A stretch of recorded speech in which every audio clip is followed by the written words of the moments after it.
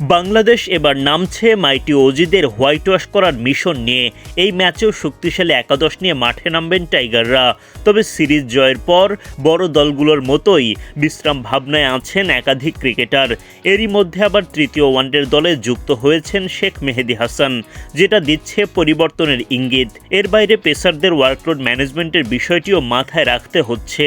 সব মিলিয়ে সিরিজের তৃতীয় ও শেষ ওয়ানডেতে কেমন হতে পারে বাংলাদেশের সেরা একাদশ, সেটাই দেখে নেওয়া যাক একে একে।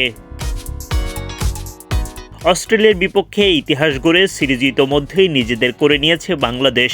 প্রথমবারের মতো অজিদের বিপক্ষে ওয়ানডে সিরিজ জয়ের পর এবার লক্ষ্য হোয়াইট ওয়াশ। এই ম্যাচে ওপেনিংয়ে থাকছেন সৌম্য সরকার ও তানজিদ হাসান তামিম।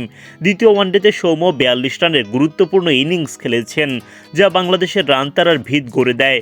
সরকারের ব্যাটে এবার ভক্তদের প্রত্যাশা আরও বড়। 3 নম্বরে নাজমুল হোসেন শান্ত সিরিজের প্রথম ম্যাচে 67 রানের নক, পরের ম্যাচে করেন 41 রান।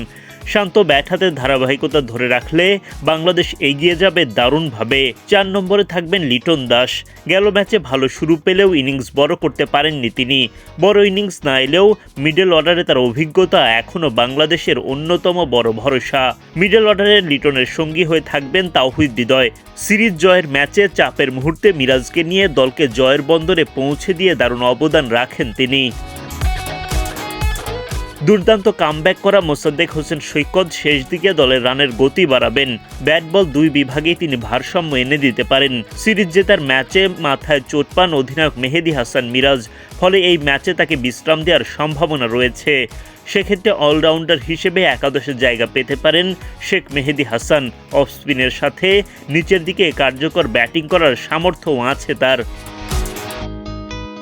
স্পিন আক্রমণে ফিরতে পারেন রিশাদ হোসেন। অস্ট্রেলিয়ান ব্যাটারদের বিপক্ষে তার লেগ স্পিন বড় ভরসা হতে পারে। পেস বিভাগে কোনো পরিবর্তনের প্রয়োজন হয়তো আপাতত নেই, তবে নাহিদ রানাকে বিশ্রাম দেওয়া হতে পারে ওয়ার্কলোড ম্যানেজমেন্টের অংশ হিসেবে।